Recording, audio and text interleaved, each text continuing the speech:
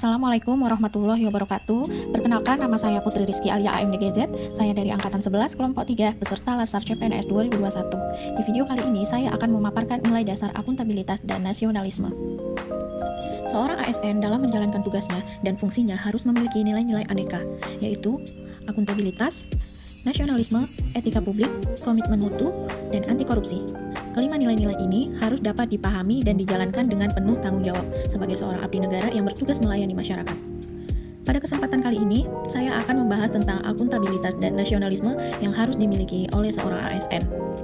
Yang pertama adalah pengertian akuntabilitas. Akuntabilitas adalah kewajiban pertanggungjawaban apa yang menjadi amanahnya. Yang kedua, aspek akuntabilitas. Yang pertama, hubungan, kedua hasil, ketiga laporan, keempat konsekuensi, yang kelima kinerja. Fungsi akuntabilitas yaitu yang pertama kontrol demokratis, yang kedua mencegah korupsi, yang ketiga meningkatkan efisiensi dan efektivitas. Yang keempat, tingkatan akuntabilitas. Yang pertama personal, kedua individu, ketiga kelompok, keempat organisasi, kelima stakeholder. Yang kelima, mekanisme akuntabilitas birokrasi di Indonesia menggunakan alat yang pertama perencanaan strategis, yang kedua kontrak kinerja, yang ketiga laporan akuntabilitas kinerja instansi pemerintahan. Yang keenam, lingkungan kerja yang akuntabel memiliki nilai-nilai dasar. Yang pertama, kepemimpinan. Seorang ASN harus bisa menempatkan diri di lingkungannya dan dapat mengambil keputusan yang tepat dan cepat. Yang kedua, transparansi. Seorang ASN bersifat terbuka, baik keterbukaan informasi kepada publik dalam hal penggunaan anggaran maupun informasi kebijakan lainnya. Yang ketiga, integritas. Menjunjung tinggi hukum dan aturan yang berlaku. Yang keempat, tanggung jawab. Setiap pekerjaan harus dilakukan dengan penuh tanggung jawab dan setiap tindakan memiliki konsekuensi. Yang kelima, keadilan. Dalam memberikan layanan, harus bersikap adil tanpa membeda-bedakan. Yang keenam, kepercayaan. Rasa keadilan akan menimbulkan kepercayaan. Kepercayaan akan menciptakan akuntabilitas. Yang ketujuh, keseimbangan. Keseimbangan antara akuntabilitas dan kewenangan, serta harapan dan kapasitas. Yang kedelapan, kejelasan.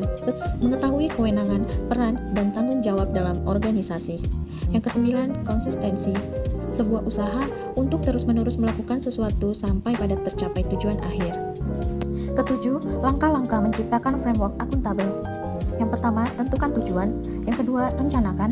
Yang ketiga, implementasi dan monitoring. Keempat, laporan. Kelima, evaluasi.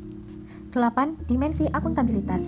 Yang pertama, kejujuran dan hukum. Kedua, proses. Ketiga, program. Yang keempat, kebijakan. 9. Menjadi PNS yang akuntabel. Yang pertama, transparansi. Yang kedua, menghindari perilaku curang dan korupsi. Yang ketiga, perilaku menggunakan sumber daya. Keempat, perilaku penggunaan penyampaian data. Yang kelima, perilaku berkaitan konflik kepentingan. Pentingnya akuntabilitas. Akuntabilitas adalah prinsip dasar bagi organisasi yang berlaku pada setiap level atau unit organisasi sebagai suatu kewajiban jabatan dalam memberikan pertanggungjawaban laporan kegiatan kepada atasannya. Demikianlah pemaparan saya tentang akuntabilitas. Sekarang kita akan membahas tentang nasionalisme. Yang pertama adalah pengertian nasionalisme. Nasionalisme adalah suatu paham yang menganggap bahwa kesetiaan tertinggi atas setiap pribadi harus diserahkan kepada negara kebangsaan. Yang kedua, nasionalisme Pancasila. Nasionalisme Pancasila adalah pandangan atau paham kecintaan manusia Indonesia terhadap bangsa dan tanah air yang didasarkan pada nilai-nilai Pancasila. Yang ketiga adalah nilai-nilai Pancasila. Sila pertama adalah ketuhanan.